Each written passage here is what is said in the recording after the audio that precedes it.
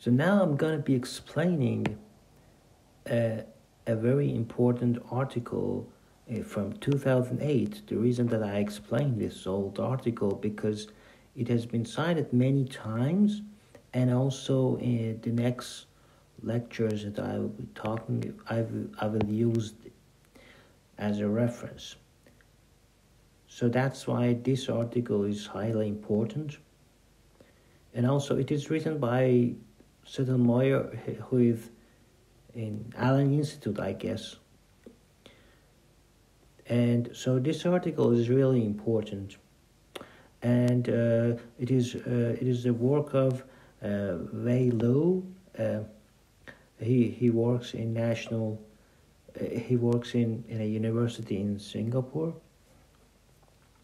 And so the generative model is learned from data that consists of sentences paired with their meaning representation. So he's the founder of, let's say, hybrid trees in semantic parsing. So it's a little bit different than the usual trees that you have seen so far, and there is no explicit labeling of correspondence between words. So let's explain this article.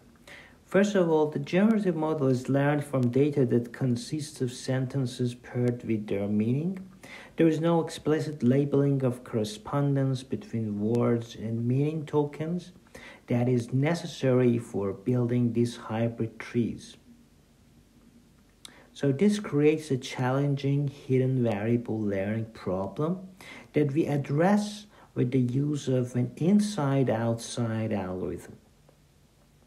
And I've explained this inside-outside algorithm, I guess, in the last lecture of my playlist for probabilistic context-free grammar. And so the time complexity, we use a dynamic programming parsing algorithm that leads to order of n cubed m time complexity for inference. N is the sentence length, m is the size of meaning structure. In practice, we observe that the learned generative models are able to assign a high score to the correct meaning for input sentences, but that this correct meaning is not always the highest scoring option. To address this problem, we use a simple re-ranking approach to select a parse from a k-best list of parses. This pipeline approach achieves state-of-the-art performance on two publicly available corpora. So this is an example of a training instance from GeoQuery corpus. As you see, I always look at it like this. I say that it gives something, it returns something. It gives,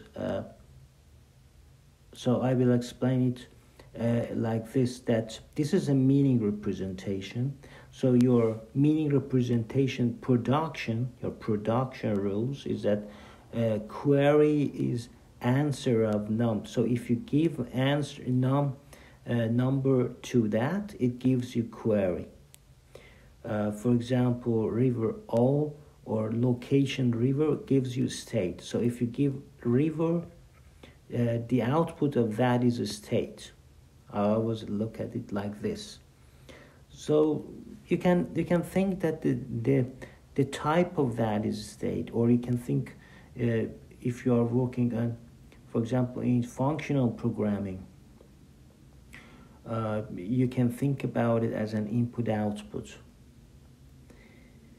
And for example, when it said state and state, it means it needs to state as an output in order to return another state. Again, for example, it gives, then if you give number to that, it gives you the query. If you give state to that, it gives you a number. if you give two states to that, it gives you a state.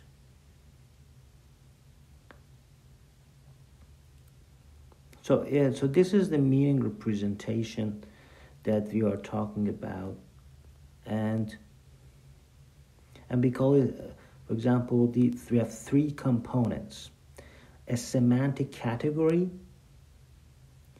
a function symbol. For example, num. For example, take production 1. This one. This is production 1. It has semantic category num. This is the semantic category. What is coming outside of that is a semantic category num, and it is a function. This count is a function. So count is a function, and a child semantic category state. So the child of that, it has only one child in this case. Count of state, it only has one child, or sometimes it has two childs if you're working on this. And production 5, for example, if this production, this is another example. A river is the semantic category of that, and I mean the capital one is a semantic category.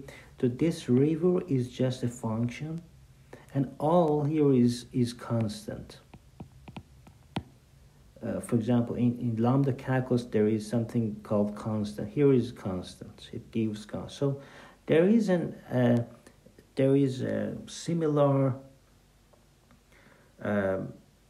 alignment between this formalism with other formalisms. And what is a partial hybrid tree? So at each stage, we are working on a particular area of your tree. So it's a partial tree, because we don't know the rest of that. And this is a meaning representation structure. So query, we learned that is a semantic category. Answer is a function. Num is another semantic category that you give as an input. A query is another semantic category, which is the output of that. So this is a hybrid tree. The model generates a hybrid tree that represents a sentence paired with a meaning representation structure. So this is the meaning representation structure rooted at MA. So you see, it has some words, and it assigns one of these categories. And so the generation process is like this. For example, we have MA is your meaning, it's a production, and the form of this MA is that it gives it returns an MA. Once you give MB and MC as an input to that, it returns MA, and so it is shown here. It has MB and MC are the inputs to that. P alpha is the function that is applied to that, and MA is what is returned from that. So this is a partial hybrid tree. For example, in this example, it has two child MR production, MB and MC.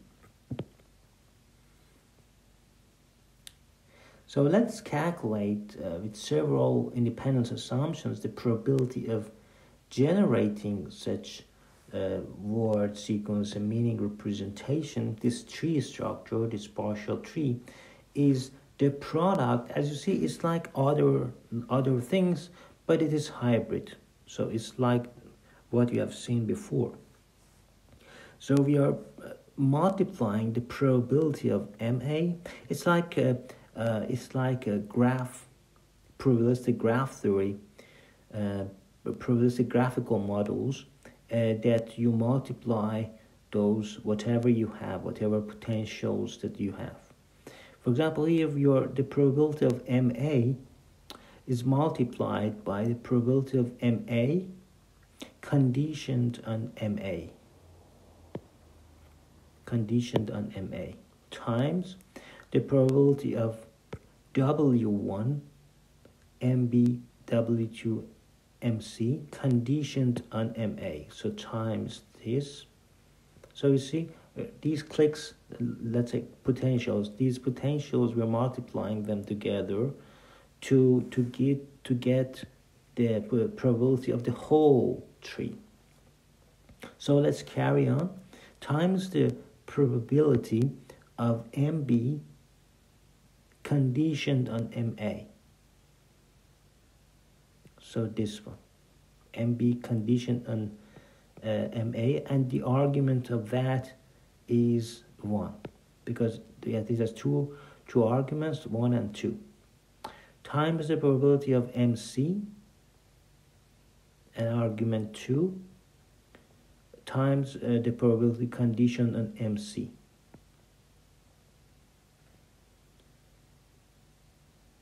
Times the probability of condition on MB and condition on MC. So we are considering all of these. So there are different patterns, because sometimes you see you have words, suddenly you have these categories, semantic category, and then again you have words, then you have semantic category, but you can say word, semantic category. So there are different combinations. That's why you have different patterns that you say. And there is a probability for these patterns as well. So this is a slight difference with previous paradigms that you have seen before in this playlist. For example, M is an MR production of Y and Z.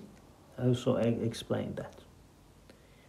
So now in this, we can represent this probability of W1, MB, and MC condition on MA, W1, MB, W2, MA, MC condition on MA.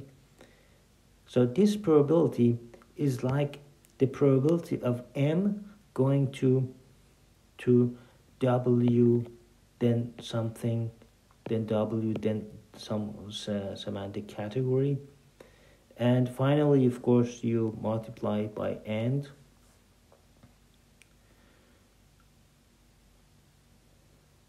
So this is not synchronous context-free grammar. This is different from that. And for parameter estimation, you write what the probability you want. This is the probability of word and the meaning. And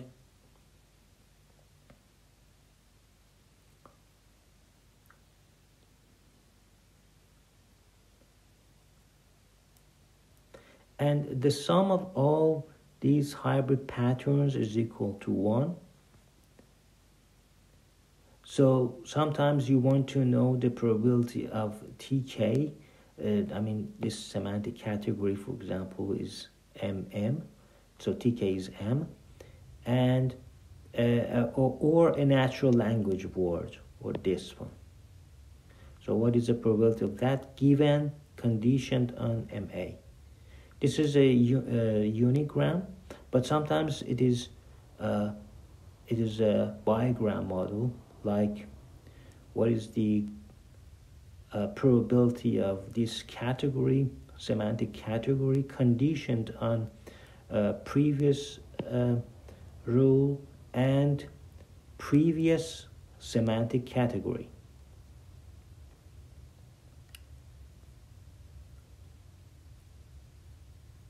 And this is a mixgram, let's say, mixgram, because it's a mixture of what you have seen in Model 1 and Model 2. So these are the things that we want to estimate. The meaning representation model parameters can be estimated independently from the other two. These parameters can be viewed as the language model parameters for the meaning representation structure. and can be estimated directly from the corpus. But because it's just a count, like if you have seen my playlist for language model, for counting those n-gram models, we are just counting. It's the simplest type of language model there.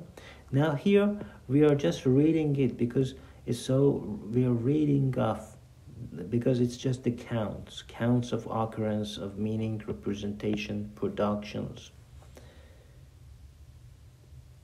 So a simple bigram cats, a model like bigram cats backoff model that I explained, we can use that.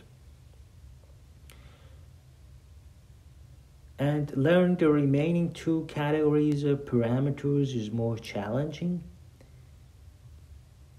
So a hybrid tree is constructed using hidden variables and estimated from the training set. An efficient inside-outside style algorithm can be used for model estimation.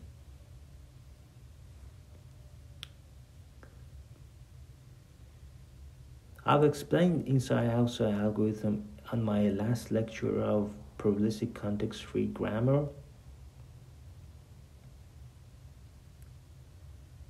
So we are updating the emission parameter. So we have the count, these are counts, and once because we have the counts, the emission parameter can be estimated very quickly and easily.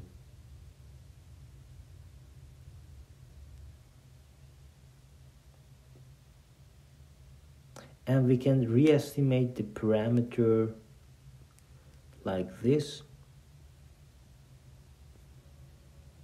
So it's a dynamic programming for efficient. It takes a long time, n cubed m for inference, but it's the way it is. But of course, the naive implementation of the inference algorithm even requires even worse for one expectation maximization iteration.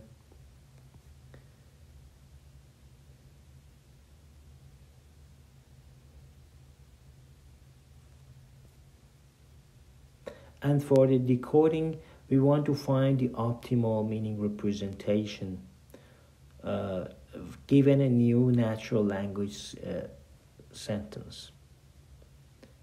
And so they work on English and Spanish, and the data set that they use is GeoQuery 250. You see, this is precision, a recall, and F score for English and Spanish. For example, the model 3 that I said, the recall is 76 for Japanese, and it's 74 for a different model.